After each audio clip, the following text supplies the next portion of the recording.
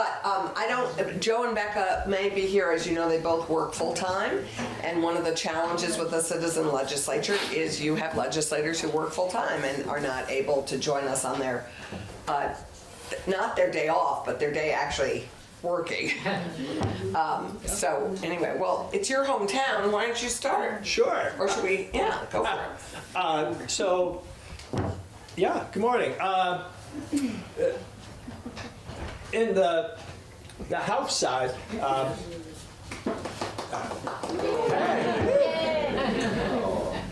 were just saying we didn't know. I love that. You're like, Maybe that was just way perfectly. I just had said you know, with a full-time, with a citizen legislature, we have full-time working yes. people. Yeah, I brought my And husband sometimes on we're to not able to be here. Yeah. There we are. Yeah, the House, just a quick rundown. They've been working on some little thing like an education transformation bill, which I suspect may be a reason why a bunch of you are here.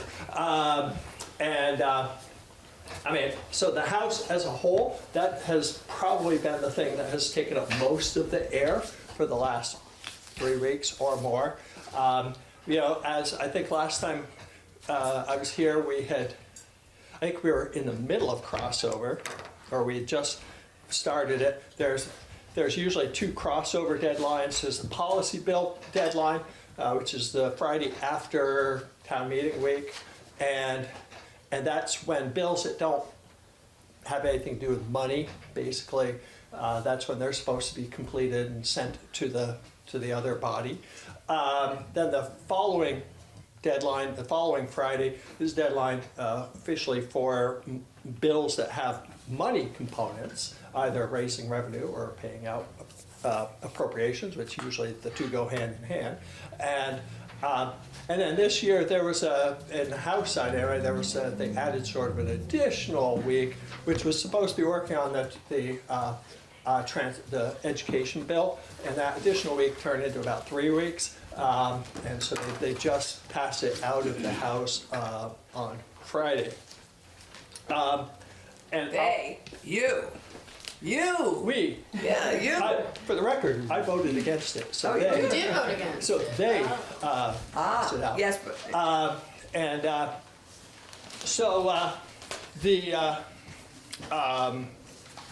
So I suspect you all will have many, many questions about that. But the short answer from my side is, the governor made a proposal, and the governor's proposal, from a lot of people's perspective, was pretty draconian. To basically close, bring everything down to 5 school districts, and to basically shut down a lot of other schools and basically create these large regional centers. Now, there's a whole continuing education, career tech education, which I talked about last month, I remember, because that's the part my committee's been working on. And they don't really know how that's going to fit in yet. And my committee's been sort of doing a lot of research to try and get a sense of what the landscape is, because up until a couple weeks ago, everyone kept telling us there were 17 career tech education programs in the state of Vermont. Oh, except for that one they forgot. And so there was an additional one that it's its own special, unique thing, and that's why no one was even thinking about it. And it's way up in the furthest corner of the Northeast Kingdom, near Canada and New Hampshire.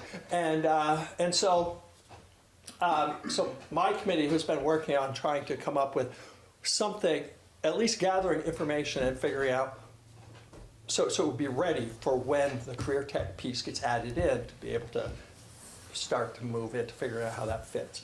Nonetheless, so the overall education transformation bill that the governor proposed was to switch to a foundation formula funding, which is a different way of understanding it. It's actually a simpler way of understanding on how our taxes work. Because right now our property taxes, as you probably know, you don't really fully understand how that all works. I don't fully understand. I do mostly now, after like 4 years of taking classes on it. How our property taxes and how things fund our education fund. But Foundation formula is a lot more simple, but Can you describe what that is? no, I don't know if I can. Do you Yeah, do you have a yeah, better grasp? I mean, take a snack? So stab at it if you- it's a fundamental shift from our creating the bill. So most of our families, figure out what our income is before we go and spend things. So we need to know what we have in the pot before we go and spend. Well, with Act 60 and 68, that we sort of reversed that, and we had schools and districts creating their own budgets and then passing all those budgets at town meeting and sending that collective bill to the legislature to figure out how to finance, how to pay. So it's always been a little ass backwards, quite honestly.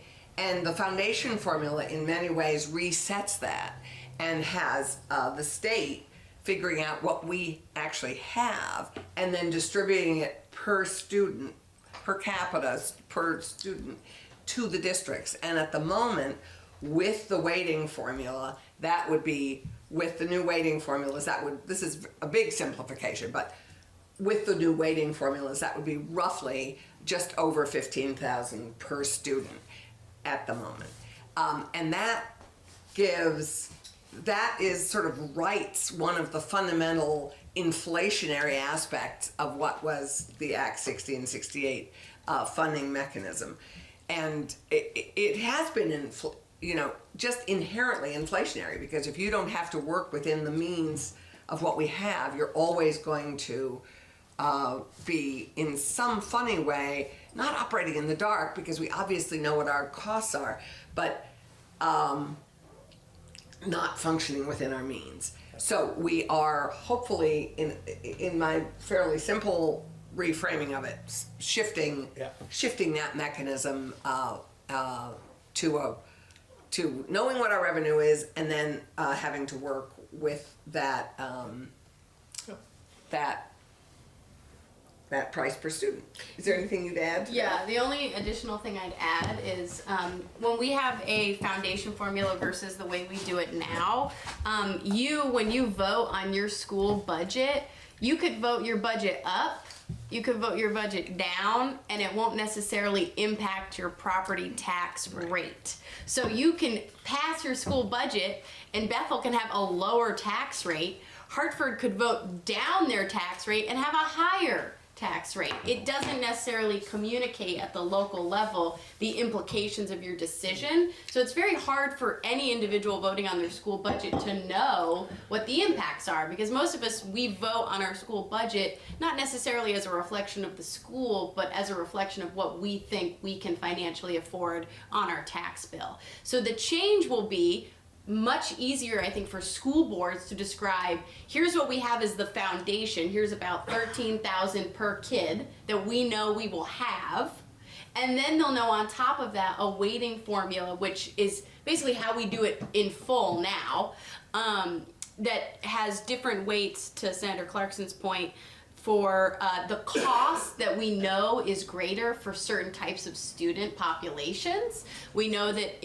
and I see people nodding their heads, it's kind of, we all know this in Vermont, but unfortunately, when you have a student who is low income or in poverty, it costs more to educate them. When you have a student with special needs or different abilities, it costs more. English is a second language. All of those things, we know that a foundation formula would not be able to support fully our districts that have a greater population of any of those unfortunately higher cost students. So that's kind of the difference, is we have a fixed amount, but then on top of that, the delta will be a weighted measure.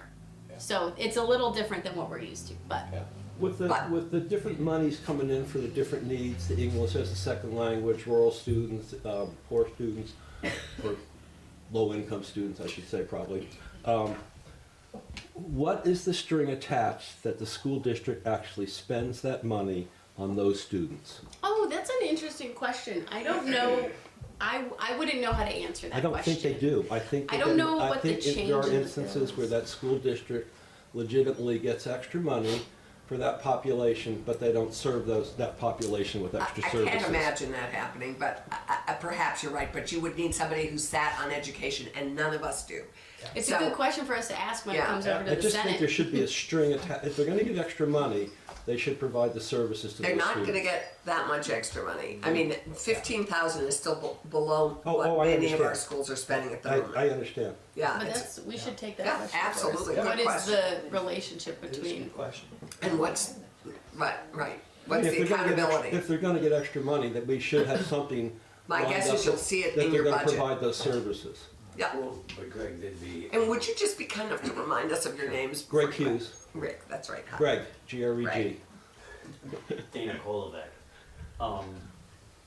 Normally, your special education department, for example, would have audits with the State Department of Ed in terms of how the monies are spent. Same would be true for your Title I and your other spending programs, which would be the accountability method. But you're back to assuming that we have a functioning agency of I education. I understand. That's always the. Did we cut you off? Did you? Yes. before you Yeah, went to yeah, speak? no, I mean, it's fine, it's great. You explained a lot better than I probably would have.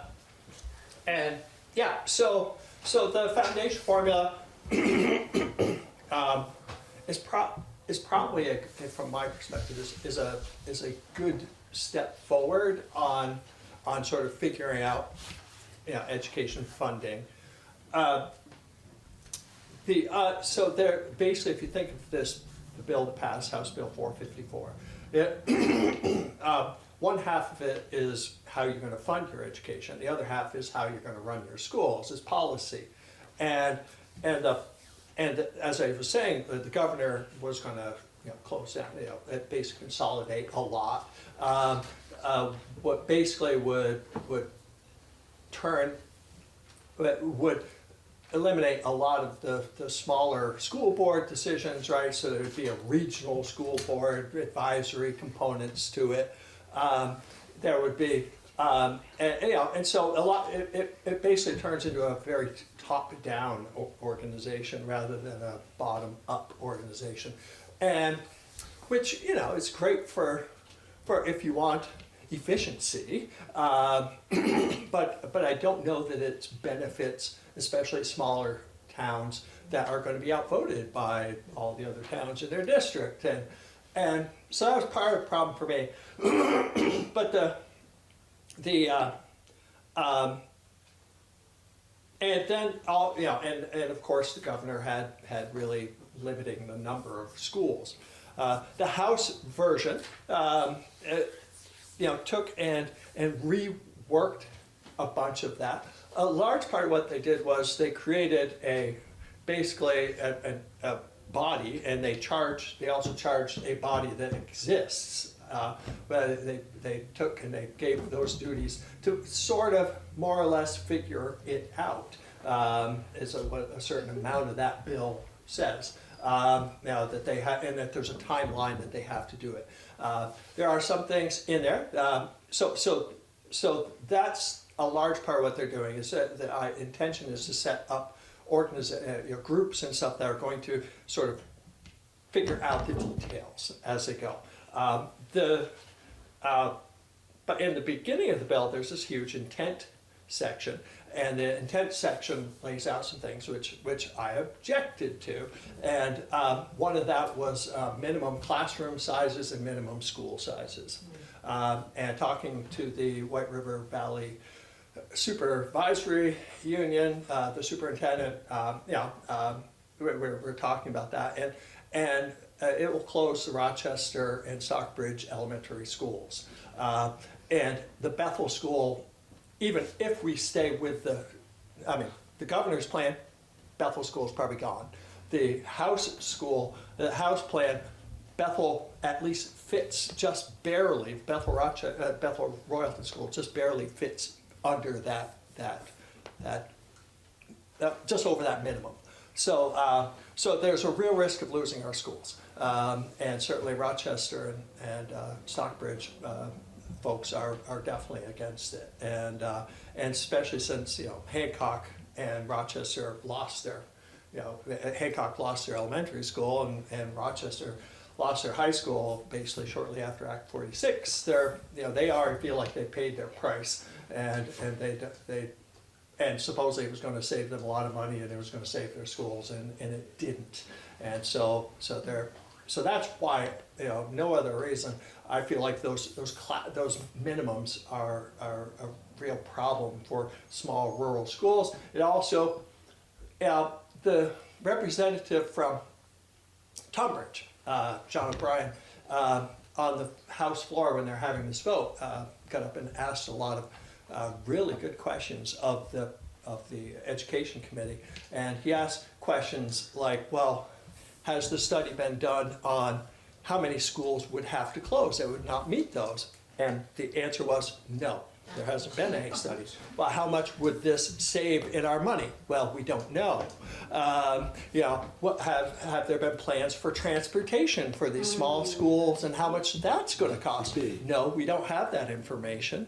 And so it felt to me like the governor came in and said, the answer is bigger is better.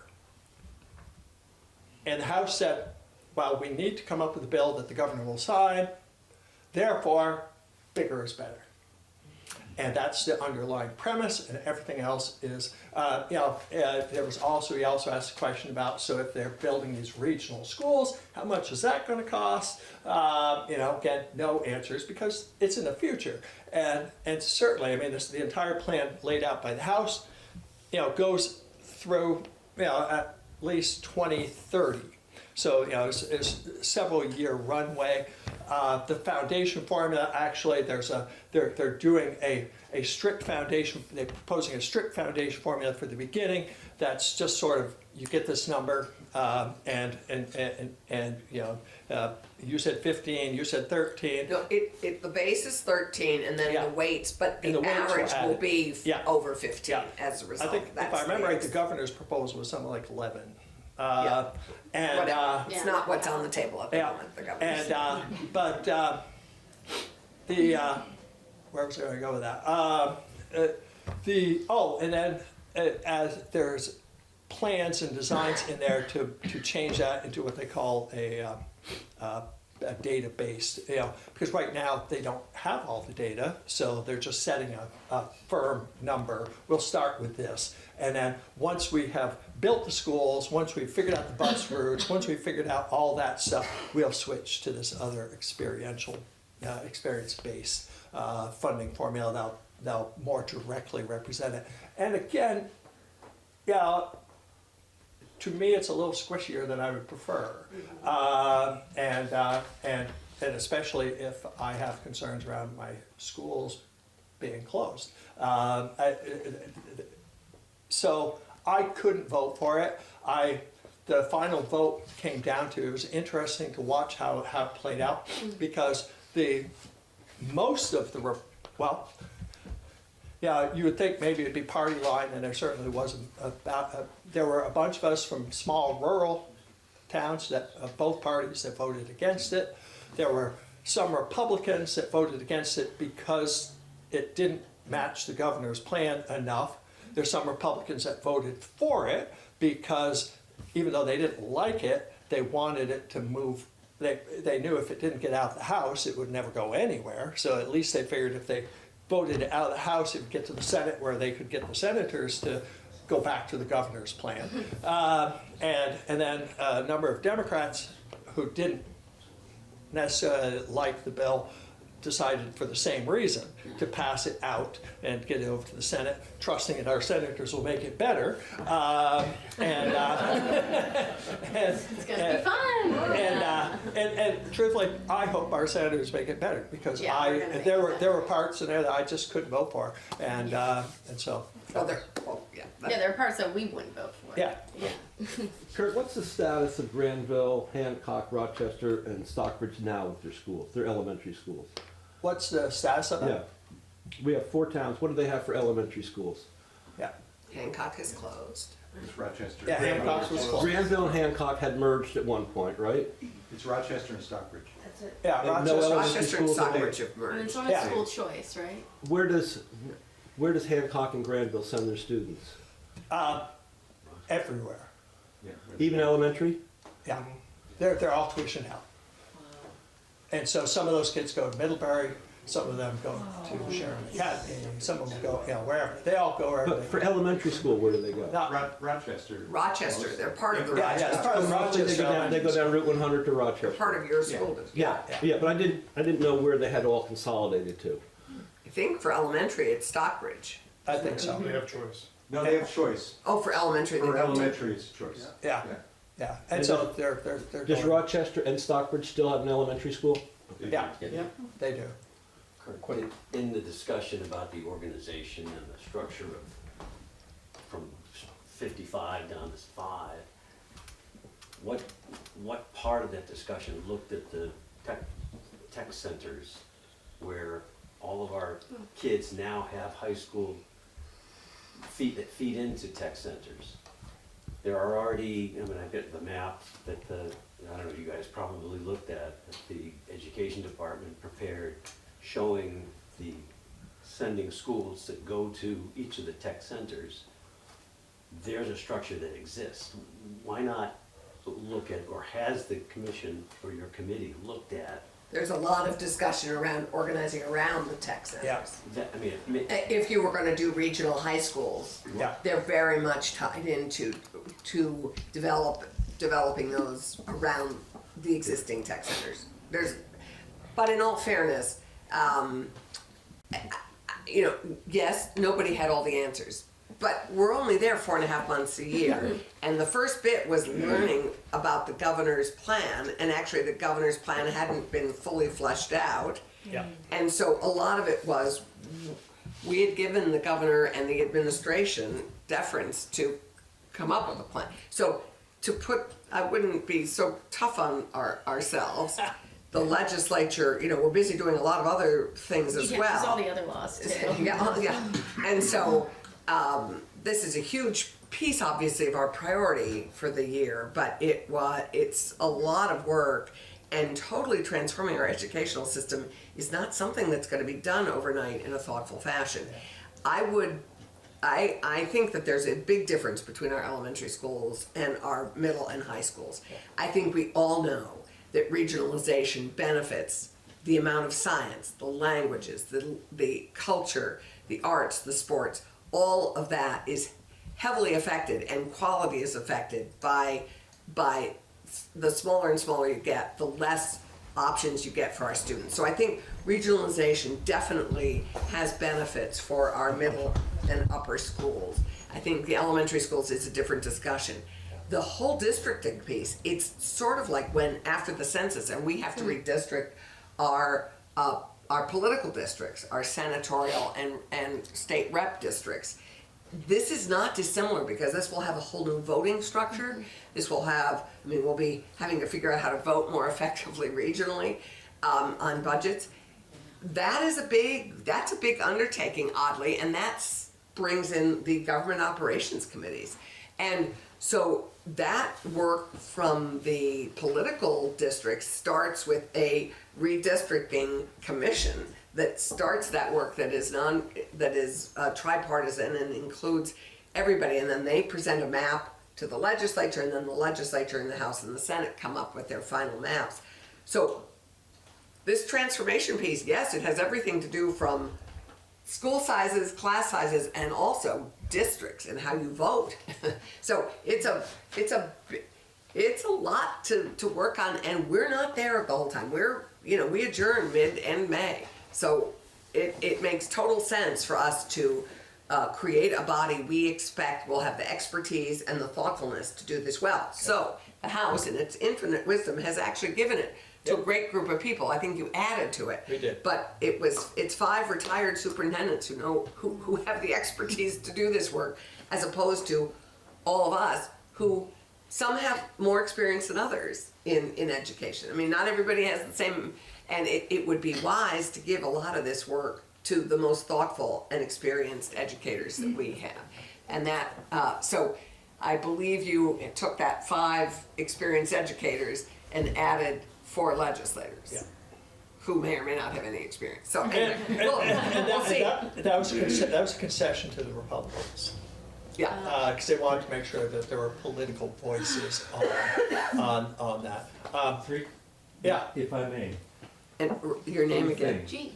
Gene. Kraus. Oh, Gene. One,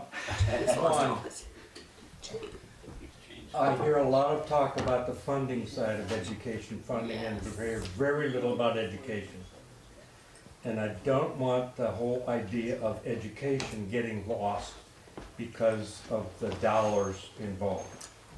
So whatever you can do to say, wait a minute, are we really educating our population? Because democracy requires an educated, critically thinking population, or we're tanked. Exactly. Yeah. If I remember, if I may, if I remember right, the intent states this, one of the first sentences, and certainly it has been the first statement the Education Committee Chair has made, and the Ways and Means Chair, who's the funding piece, before everything they say, is the number one priority we need to keep in mind is this is about the students, not about the money. Now, the money is required to educate the students. So I want to let you know that that is an important piece that they're all keeping top I of know mind. that, yeah, but, okay. Second, there's an article in this week's Herald called "Vermont Schools Aren't as Broken as Some Say." Oh, yes. And that particular author mentions two of the cost drivers that I'm not sure are being adequately addressed. One, the increasing out of control cost of health insurance. Right. Something we And, don't control. and I would not want that to be taken out on the teachers or the educators. That's one. The other is infrastructure. And the inadequacy or the deferred maintenance and all of that kind of stuff.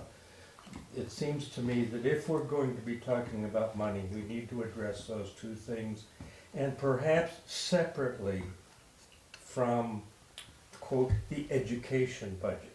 Right. So Jean, just to answer your question, I don't have an answer on healthcare. We do have a little bit of the answer. We do, but I'll talk to you about the infrastructure. People know that we're way behind, and schools have, since we dropped our school funding mechanism in 2011 or 12 in the recession, which provided 30% of capital improvements or renovations to certain schools. I'm not every school. I think it was on. I can't remember what the formula was. It's but 30% if you did construction, 50% if you did it pursuant to consolidation. Thank you, Greg. We have now as a result of that, we have now over $6 billion backlog in renovations and capital construction. Some of this discussion, as you've heard with the regionalization, may need new schools, i.e. not even the new schools we're all been hoping for. So I think some of that is going to sugar out in that discussion. But the other piece is we are pivoting to the Rhode Island model, from what I understand, which helps fund the interest rate and not the construction. So I hope we would be fighting to keep it out of the excess spending penalty, or whatever that will be going forward. But I think that is what we're going to pivot to, is helping finance the interest rates and not the initial construction, from my understanding of what we're doing. And you had a thought on healthcare, which I don't remember, so tell us. That's okay. So a couple thoughts. The first is, I think we all heard really loud and clear during the election that property taxes went up, and they went up too quickly, and people were struggling. So that was the impetus for this entire conversation, and I actually said it last time we were able to join you, which is, I don't think what we heard from voters was pick up education and shake it. I think what we heard was our property taxes are not affordable, and we need something to be addressed. So I don't know if you discussed it at the beginning, but we are buying down the tax rate this year. So you will experience tax relief this year. It's short term. It's not long term. We're using one-time monies. Obviously, we don't love doing that. No one wants to be in that situation, but you should know property tax relief is coming for this year. The second thing I'd note At on this that. point, at this point, I'll just interrupt and That's say, okay, yeah. at this point, because one of the big unknowns, which we also have to address, is the federal cuts. So we may have federal cuts, which mean that one-time money, which we're counting on, may not be there. Yeah. So we're all a little bit in the air, sorry. No, that's I just fine. wanted to, before we lost that. Yeah, don't- Because yeah, we don't that wanna- one-time money is a little conditional at the moment. Very true. No, you're fine. I And then no, don't apologize.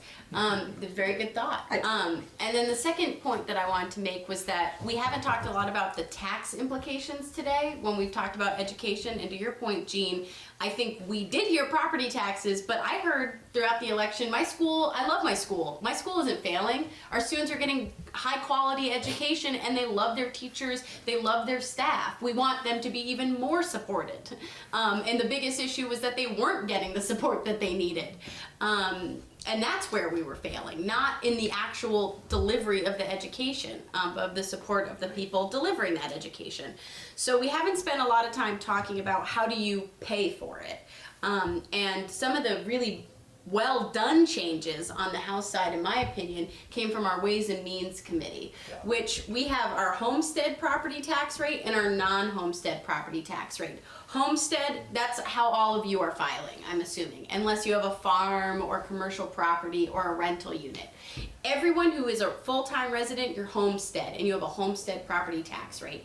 On the other side, you have the non-homestead property tax rate, which has everybody else, commercial, farms, rentals, second homeowners, everybody lumped into one big category.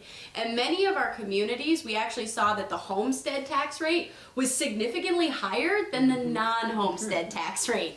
And if you noticed over maybe during COVID, the influx of people who are not living here full-time but are instead living here seasonally, those folks all fall into the non-homestead category, but we have had long-standing concerns about raising the non-homestead tax rate because everybody in that bucket would have a property tax increase. And there's a lot of people in that bucket that probably aren't the best folks for us to raise taxes on. So what Ways and Means did is they've started to break out the categories. And this is where it could get really exciting for us, is we can actually start to leverage our tax policy to influence housing decisions. Because if you're like me, I don't want any more second homeowners. I'm good. We got them. Great. Either live here full time or sell your home. Like, that's where I'm at. Like, so we can use tax policy to incentivize changes. Which we do all the time. And now we can do it in an even more targeted, specialized way. And ideally that will help decrease the full-time homestead property tax rate. That's gonna take a lot of work locally because when we create our tax rolls, that's done on the local level. So what we've heard is the biggest barrier to this for the last decade has been that local listers, local municipal tax commissioners, all those folks don't have a standardized way of looking at property. So we are going to see a shift over the next few years towards that.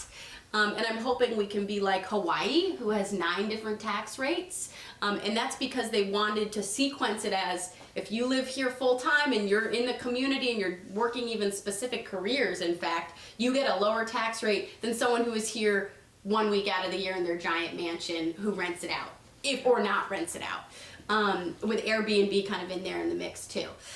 So I'm hoping we get there. And that's really where I see the win. And what the House did, which I hope the Senate will not do, is the House combined all of these things together as one big package to try to move it over the finish line with their members. I actually think on the Senate we need to separate these conversations a little more and have a bit of a two-part approach to it, because I'm very supportive of the tax angle, but I have a lot of concerns, the same that Representative White brought up with the education side.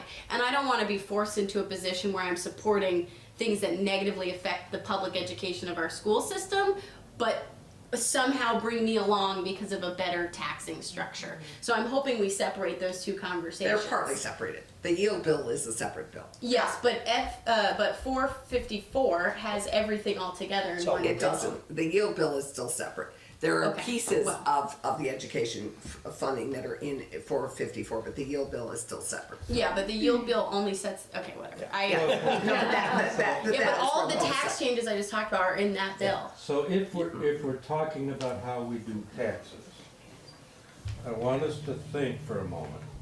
We roll back the clock 150 years. There were two kinds of wealth. There was earned income wealth, and there was accumulated wealth. And the accumulated wealth was in property. Sometimes. But today, No. we have earned income, we have property, and we have the stock market. We have accumulated wealth that is not necessarily subject to either income tax or property tax. Agreed, and we have not And- addressed that as well And as that we need to. needs, in my view, to be addressed. We Totally. are not Yeah. taxing wealth as we once thought we were. And if you're looking for a resource on this conversation, I don't know who was at the Public Assets Institute Yeah. meeting that was a few weeks ago here, but they're a really good resource for kind of breaking out some of these Right. ways of getting it. Yes, their Require website wealth. has a huge amount of information on Yeah. exactly that. And Ways and Means is taking that up. For Vermonters still, actually, their house and their home is their greatest asset. For most Vermonters, that is still I the think case. there's been a change there. I think he's right. Since the pandemic, we've had a no, growth it- of what we call WOOFs, well-off old folks. And they have moved in, and I think Gene's right. It's actually, it's a fairly small number, smaller than you think.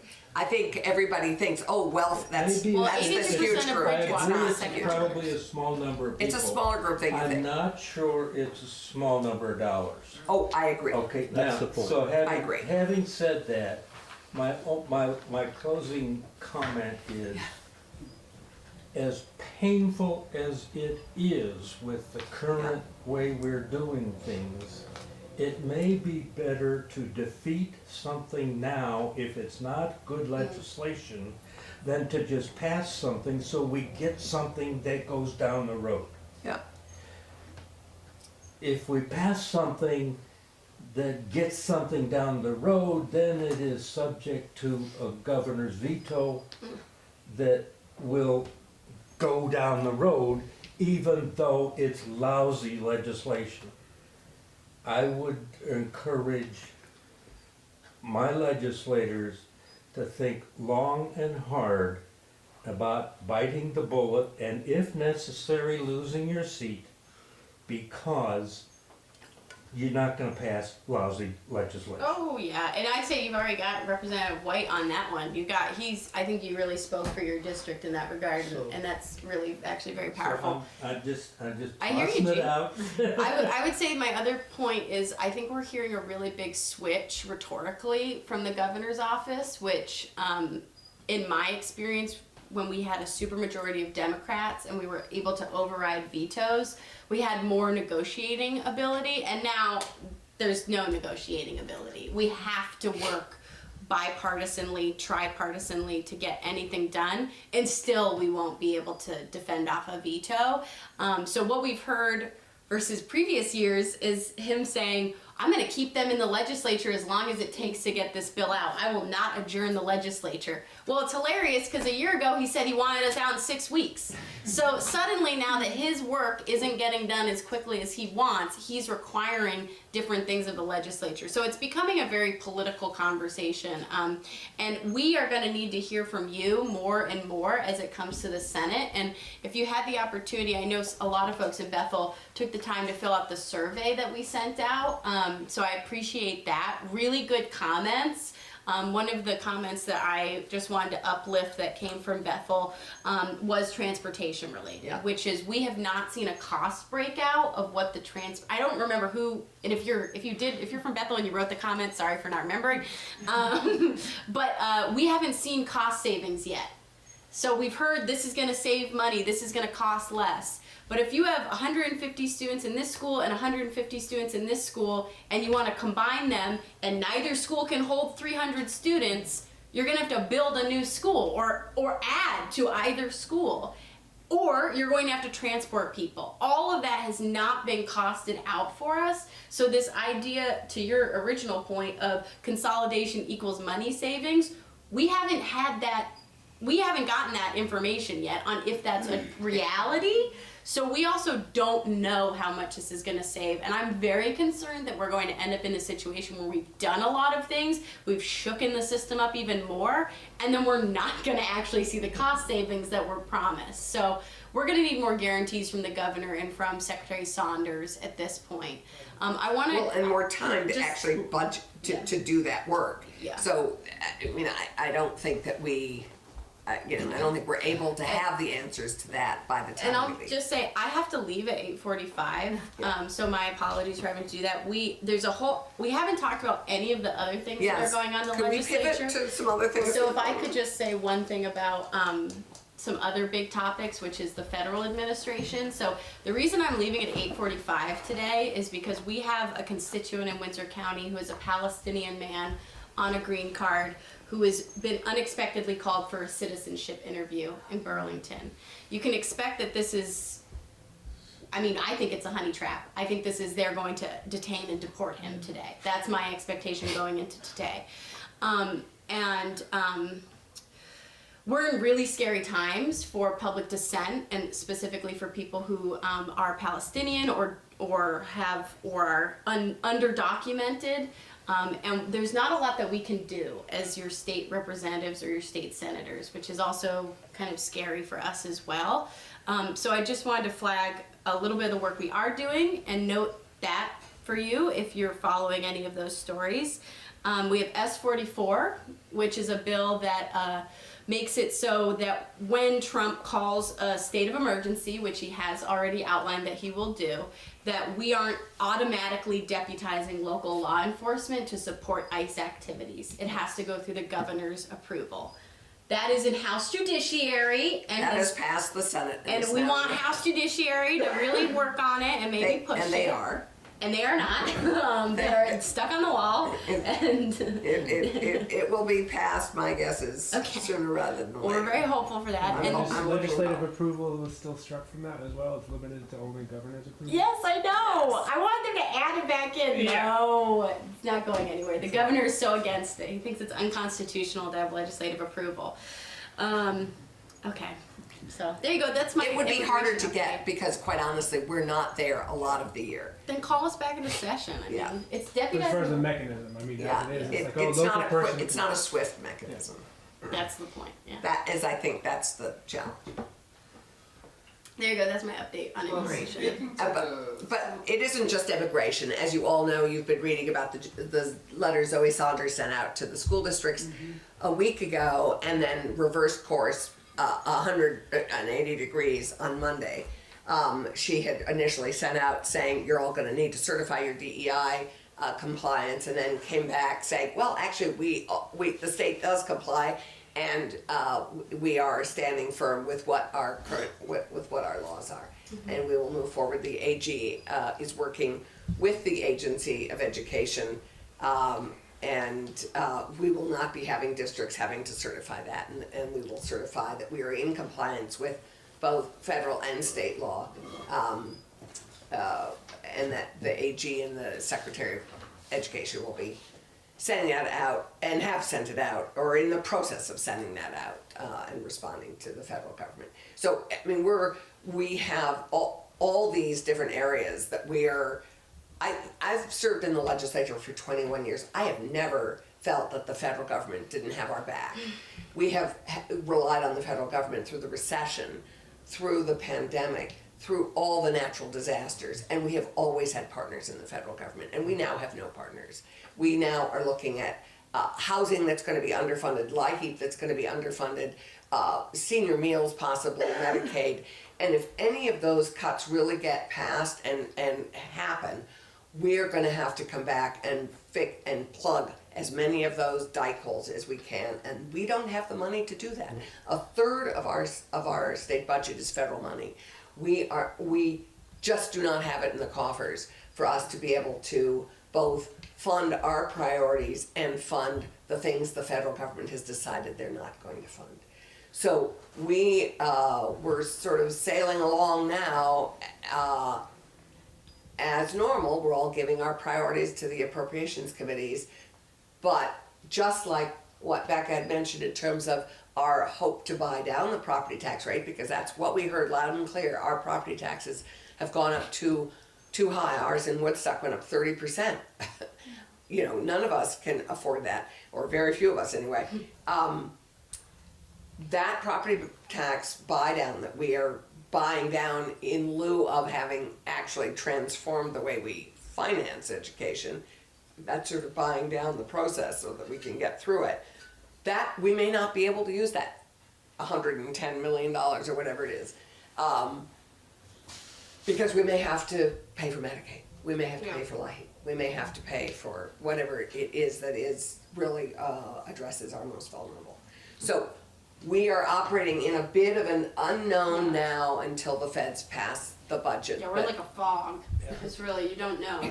And, yeah, we have the Joint Fiscal Office and others are tracking. The Treasurer's Office is taking the Treasurer's lead on it. Office, Sue too. Minter, who led us through Irene, as you probably remember, she was our Chief Recovery Officer then. She has been deputized by the Treasurer to do, along with the administration and our JFO and Ledge Council, an analysis and tracking all that's going on with the feds and the possible cuts and the ways that we're most vulnerable. But it's an odd and unsettling time in the legislature. So while we're working on our track for doing our work, we're also very mindful of what may be coming down, barreling down at us. It's a big, beautiful bill, and we're all going to live happily ever after. Do you want to speak briefly about the joint hearing about Canada, U.S.? Absolutely. Since you We, were Kirk and I sat on two joint hearings on Wednesday and Thursday, and where we, our biggest trade partner, as you know, is Canada.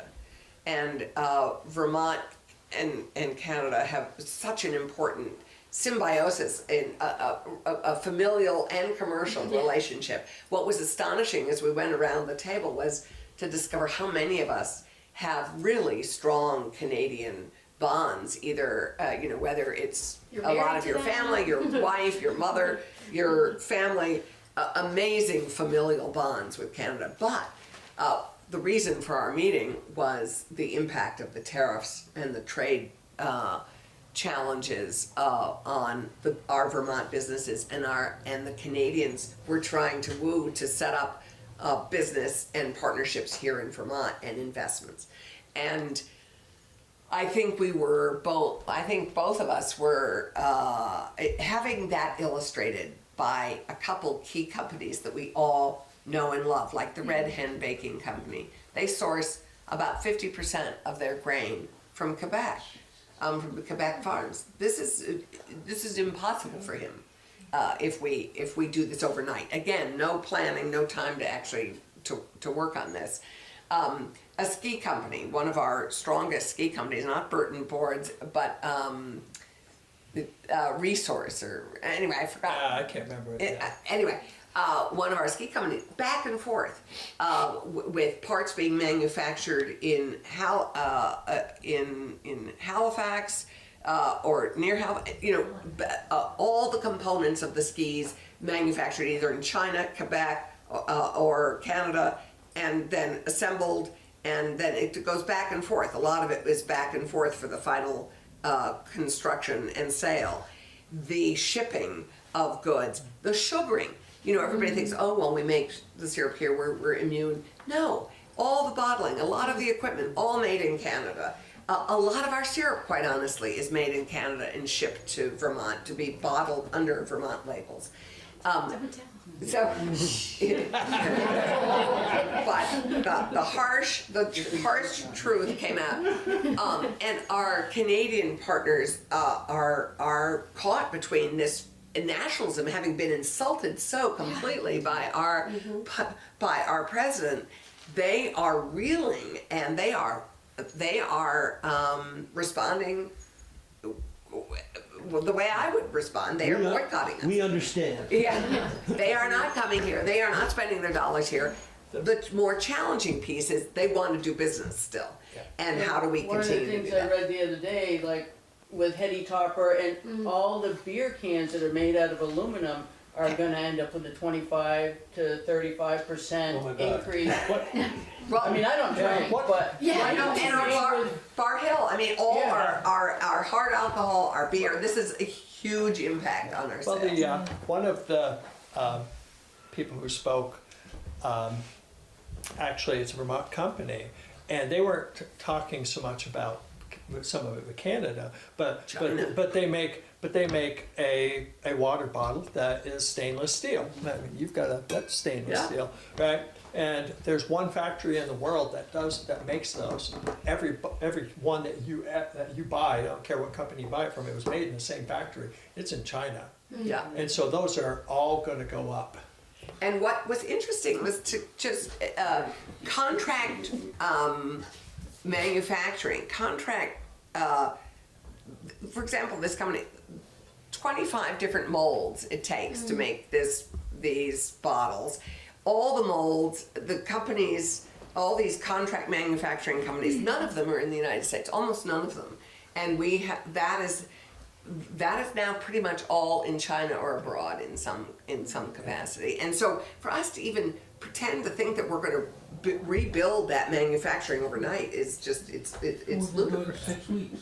Yeah, 6 weeks. We're gonna get you back to the factories. Don't you worry, Gene. And that business owner, they hadn't been in business for a very long time. They had 19, I think 2019. yeah, something like that. And and I think he said those molds cost $14,000 a piece. And they've invested all this money, and now they're probably not going to be, if they make them, who's going to buy them? And a number of his distributors actually were in Canada. That's why they brought Right, it up. exactly. And the price went from $50. He has expensive water Yeah. bottles. Nothing I would ever buy. But anyway, it would go, if the tariffs went in, it would go from $50 to $209. Yeah.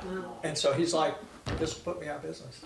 Well, one industry, it probably will help out. I spent my whole career working in the granite industry out of Barrie. Oh, yeah. And in the late 80s, mid 80s, a lot of China granite kept coming through, and Bernie tried to help us with that. They're both gray granites, most of them from China, and Barrie has their gray granite.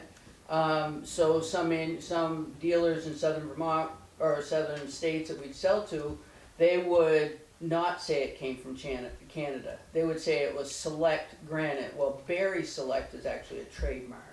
And that put, all the Chinese granite put a lot of manufacturers in Barrie out of business, because people that don't know any better probably wouldn't see the difference. But Chinese monuments you see in the cemetery, they dip them to seal them, or whatever they do. They don't polish them. So after a few years, you can see the water stains coming up in the granite. And it really did a number on the industry in Barrie.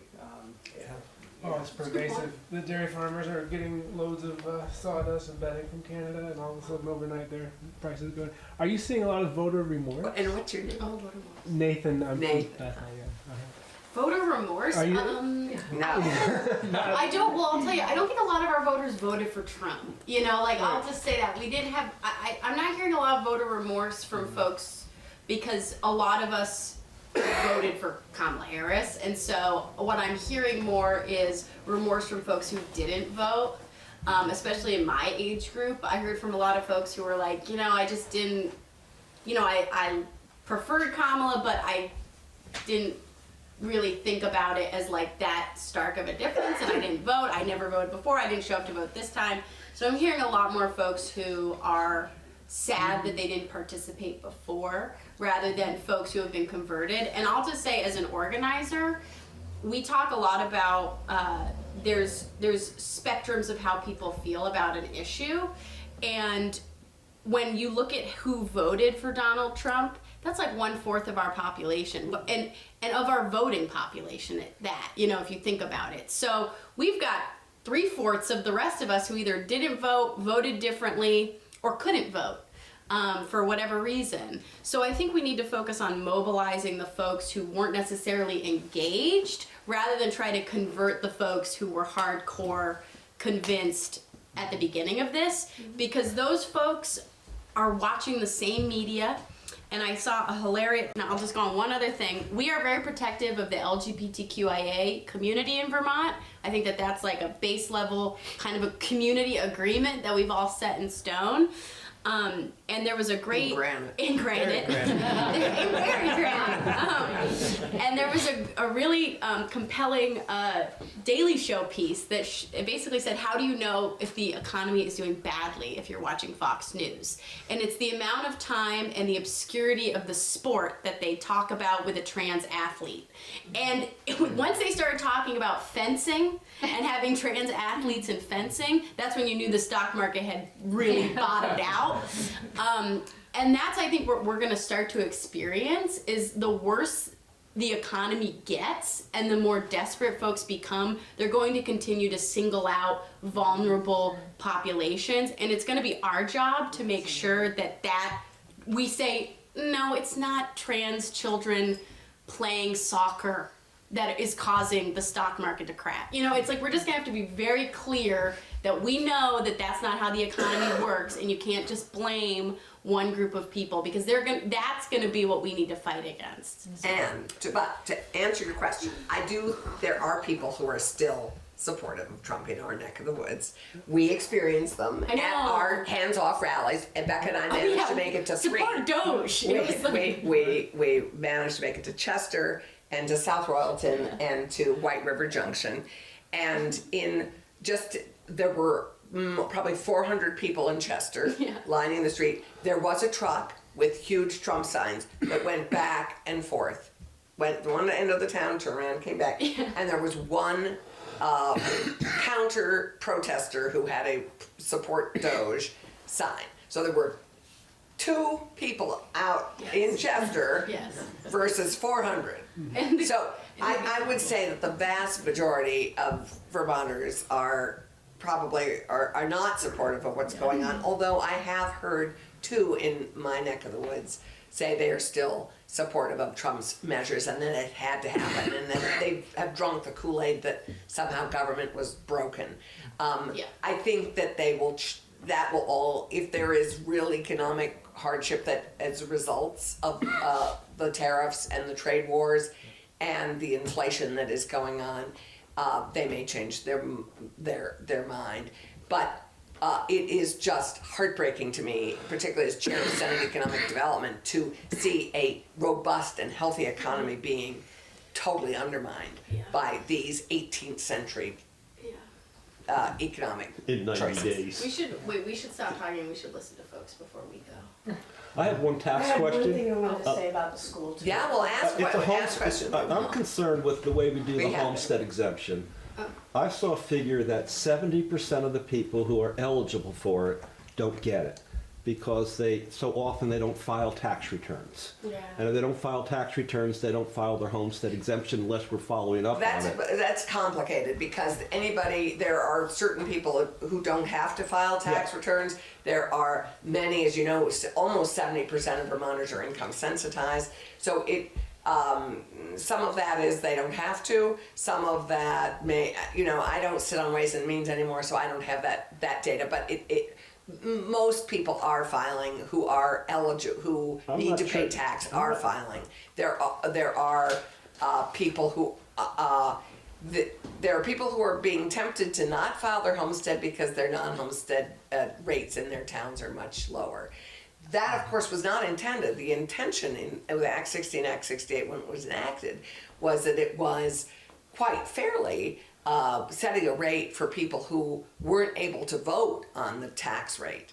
So the people who weren't voting on the school budget, and they set a straight fee. And for many of us, that non-homestead at the beginning was higher than the homestead tax rate. And I'll just say, Massachusetts does this differently, and everybody gets it. I know in New York State, everybody gets the same tax rate too. They do it by taking, say you had a $400,000 home in Massachusetts, the select board could say, it's town by town, they could say, okay, we're not going to tax anybody's property for the first 100,000. They can do up to a certain percentage of the property. So the first 100,000 of the $400,000 home isn't taxed. They only pay property taxes on the 300,000. The town still has to generate the same amount of revenue, but they assess the revenue now on the higher value homes, and what you give the tax relief to is the lower value homes, like we want to do with the homestead exemption, but we don't always do. And you have to be a permanent resident to get this exemption. Right, The one and thing- that is the same here. You cannot get income sensitivity if you're not a full-time resident. But I would point out that many of us with lower incomes now have homes of such high value as a result of the inflation of our grand list that we still need to protect, in my opinion, people who have homes that they never expected would be valued at $600,000 to $700,000. And I'll say, I've helped a few constituents this year connect to the tax advocate. So Yes, if it's you great. talk to anyone who says, wow, H&R Block, which this is what this specific constituent had as an issue, H&R Block did not file their homestead tax exemption because they went to the New Hampshire H&R Block, and they filed for tax hardship. So that's really your last thing. So if you hear from folks who say, I didn't get property tax relief because I misfiled, didn't file, there was an error, the tax advocate is a great avenue for help. And you are so good to me, thank you.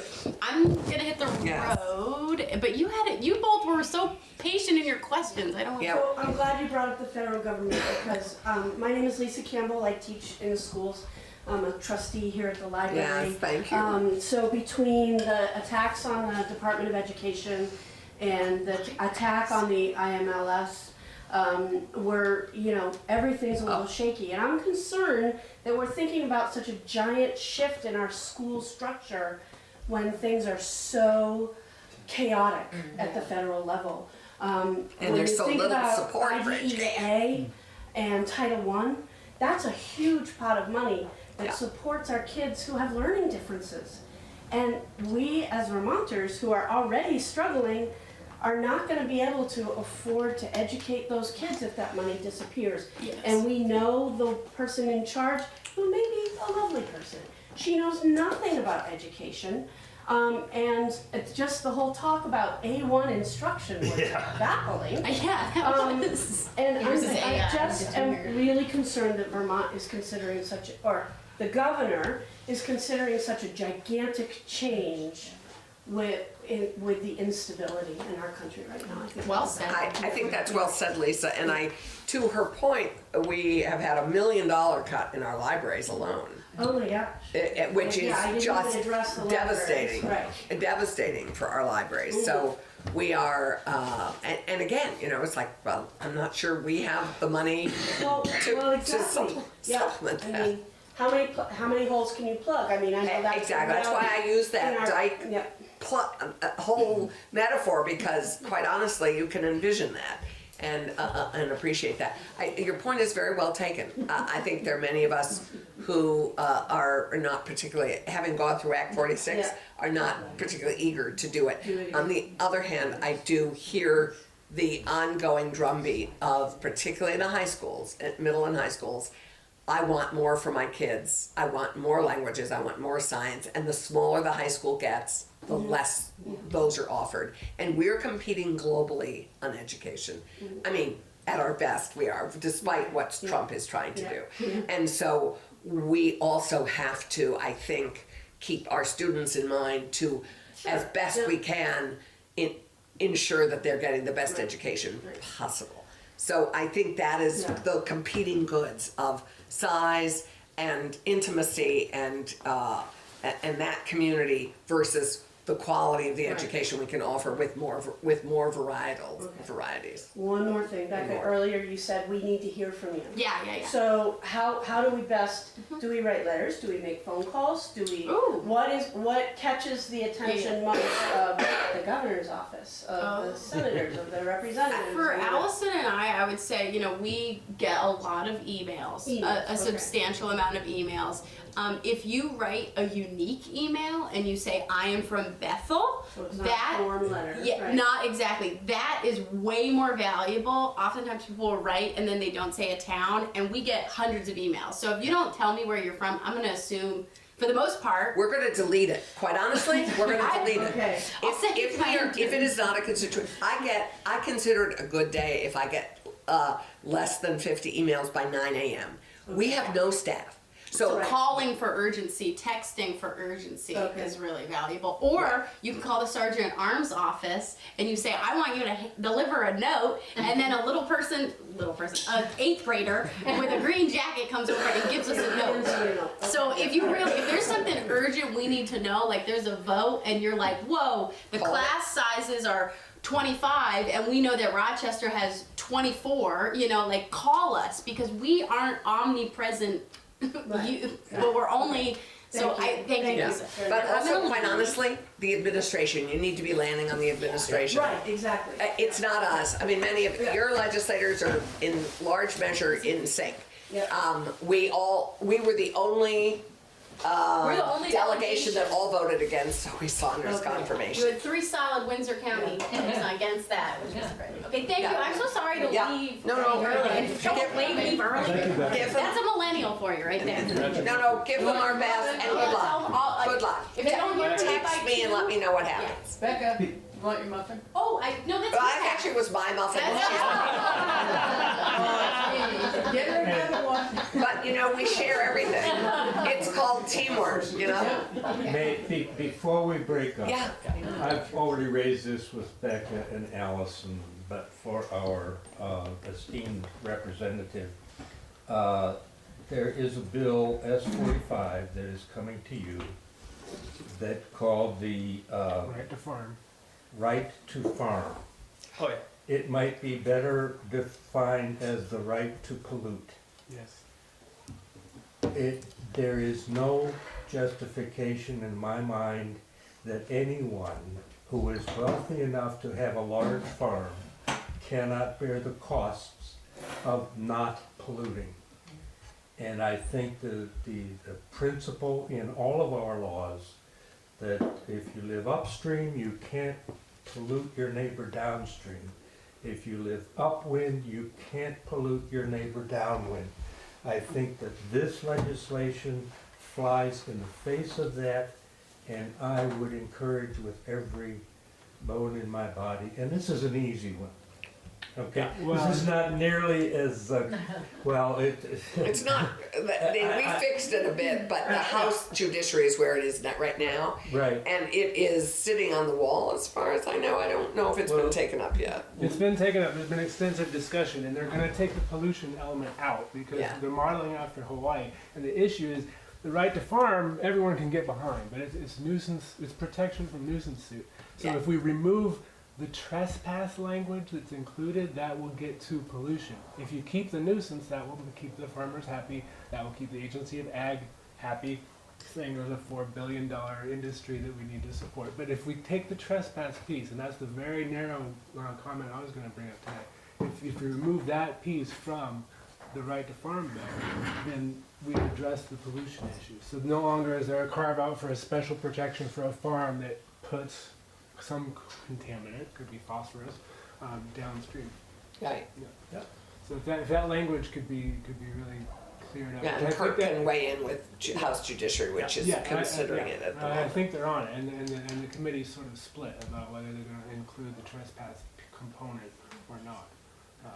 Because, Gene, you're absolutely right. At first blush, it seems like, oh, this is a no-brainer. And sadly, Becca and I both signed on to it when everybody thought, oh, this is a no-brainer. And then we regretted it immediately, and we tried to take our names off. Anyway, That's so what kerfuffle. when it was introduced. It was like, oh, Yeah. this is all this bill does is it Yeah, just yeah. shifts the And burden that's what from we were the sold. from Well, the that's plaintiff to the farmer, or vice versa. That's all. We It's made just a this little mistake. thing, but shifting the burden is a significant thing. When I first became legislator, and everybody bring a bill and they'd say, "Hey, you want to co-sponsor this?" And I'd be like, "Sure," And I co-sponsor a lot fewer bills now because you co-sponsor something that looks great, and then it goes to the committee and it comes out something you wished your name wasn't on, and so. But it takes 12 hours of digging to figure out exactly.